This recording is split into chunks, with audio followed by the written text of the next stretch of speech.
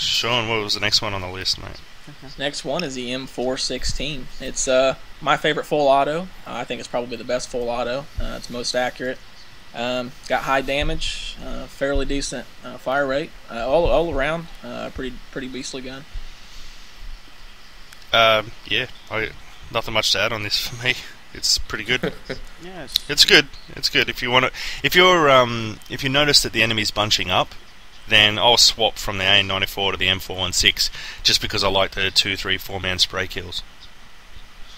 You know, so I change to that gun depending on what the situation is. I think anybody should do that depending on what the situation is. Yeah, right. Use what you need. Stating the obvious. What was the last gun on the assault kit? The M16. The M16. M16.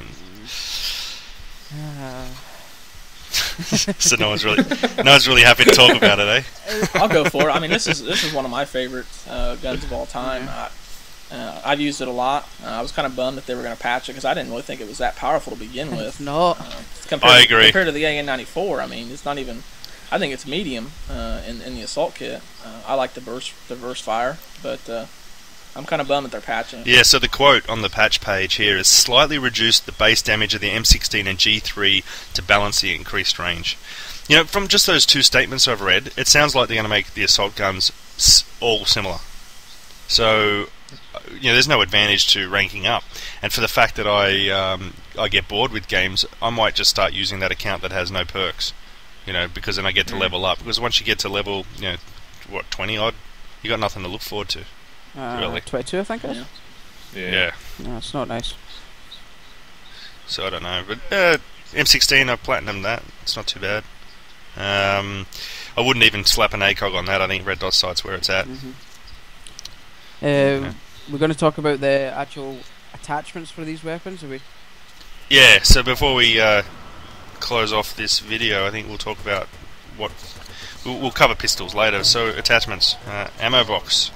So, oh man, when we started again, I was spewing that I didn't have an ammo box because, like, I was pushing that, you know, the right button saying, "Where's my ammo? Where's my ammo?" And then you run out, you face someone head on, you're about to shoot them, and you hear click, click, click, click, click, click.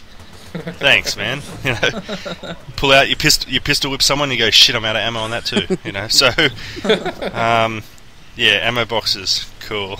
Nothing much to say about it. Although you only need to throw one to keep taking ammo from it. I used to do it as well, but just for fun. I'll throw them in a circle around me so that if I'm like strafing and moving around, I'm still going to get some ammo. I don't have to go back near the box. But for God's sakes, when you're running like Valparaiso and you're the defending and you're an assault guy, throw in ammo boxes because there's nothing worse than having a team of engineers running around without rockets. Yeah, that's definitely. Yeah, not much to say about that. No. Really. Ammo. What else we got? So attachments for the assault gun. Your basic grenade launcher. Grenade launcher. Yeah, so they're patching that. What is it? So two statements I'll read out. Increase the base range of all automatic and semi-automatic weapons for more consistent close-range combat. Slightly increase the damage of semi-automatic rifles over long range for more consistent damage output. So that sucks. And then the last statement, reduce the lethal blast range of the 40mm grenade and the KLG to highlight their role as a secondary weapon against infantry. So if someone's behind a wall and they're not directly behind it, I have a feeling you're not going to kill them now. I think that's a big part of this game, that you should still be able to do that. I don't think they would take that away from you. Yeah, it's not like you die a lot during it, so I don't know why they would even consider patching it. They're thinking about when you're just chucking grenades at an AIM-COM station to keep them away from it. Yeah, and if it's me with an assault kit versus an engineer with a KLG, I'd let them have their 2 rockets, because A, I know that they're not going to get ammo too often, and B, they're going to have 2 rockets at me that I can run away from, and they're not going to really do anything with their anemic silenced rifles, you know, so... Smoke. What about smoke? It's handy. Smoke is what I use the most. I play Rush mainly, and when I'm attacking, that's the only gadget that I'll use. I think smoke. I think it's underused, and I think it's very useful.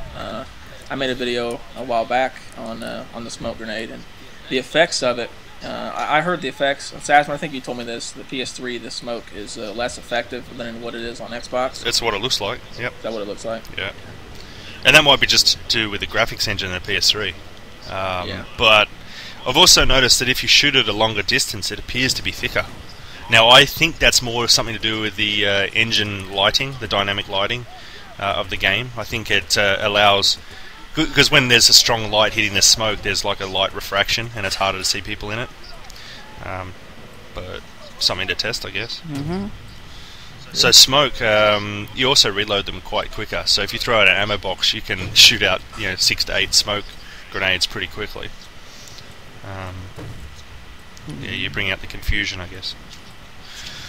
Shotties, so the attached shotgun. Not so great. I don't think I've ever actually used it. I've used it once or twice. Yeah, I don't think I've even used it once. I don't know if I even had a kill with it. Yeah. I think I've gotten like 1 or 2 only. Yeah, so I think there's better attachments. I mean, some people... I have been killed by it once. So that's either that people...